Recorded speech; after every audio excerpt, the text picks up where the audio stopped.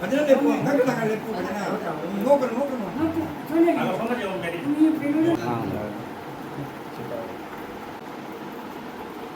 Kita mau lepo.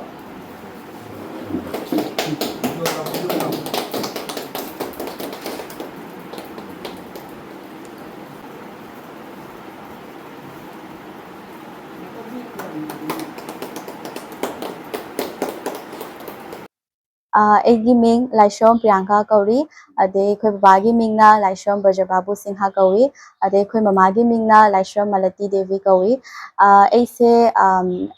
Sonai Dhamai gi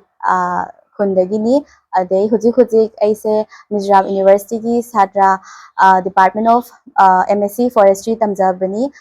batch na 2023 to 2024 ado handak ki exam da aise silver medalist phangna lakjabani aise competitive exam mayam asu ai gi wakhanda leje ado specific oina dum forest ki exam mayam lakada base ai tha bagi prepare taude hai tare mese sama kan bi anga hobolo anga aina haijaning badi aigi throughout aigi study phase da so ko haidi phone use tauba natraga internet use tauba se yamna haidi kharamana phatte phai so hai adubu aigi dadi yamna phai haina hainingi haidi isana satra mana balance tauba do aisu dum atopa haidi entertainment source oigera dum yengjara asu aina haidi study gi oya yamna for focus oina haidi yengbagi aduduna hena interest oirakpa adan atopa yenginbado thaurakte adutuna dum balance oirakpagi phone paibana aise ke haini distract tawi haibuti ai hainingde duna aigidi internet source na yamna ingonda improve oihali haidare apabadu ta chalagadi phone je jama pe kari hobby ge me anisman ngasi mayam lakjabase yam harawi mayam haise mainly ai mention tawningi Barak Valley Meitei Convention ki group se na lakjadana ai busmaina amena aidi pukning thogathanna aigi mamang ai future gi oina haidi amena engonda so yamna interest oina aibo haidi support dei motivate tawi aduduna ai yam thagat ningai haidi thank you hainingi mayam dabu ai ngasi leiriba mafam ase Laisom Priyanka ki sangai dani mahakna ekhoge Mizoram University da MS Science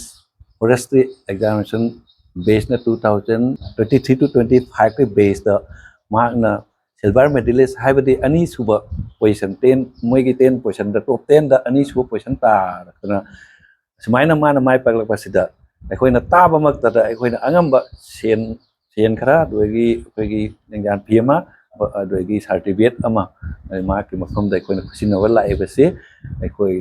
di jamna athuba matam da sin ki bana jamna phajabadi oidre adubu mai ki mayumda ekhoina mai kares pe boina Barak Valley Meitei Convention ki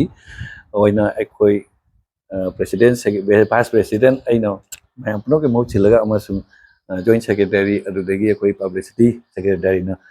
Barak odoi ekhoi Cachar su jauri ekhoi punna tawraga mangonda ekhoi kares pibo oina ko felicitation pibo oina certificate ama sepu ratuna mangonda felicitation pibani aduna ma ke future gi tamakta ekhoina di taimong pu gi famda oina thawni jari ma ku tungda achauba mithoi mena ma orak sano haib thawni jaraga atang sedulur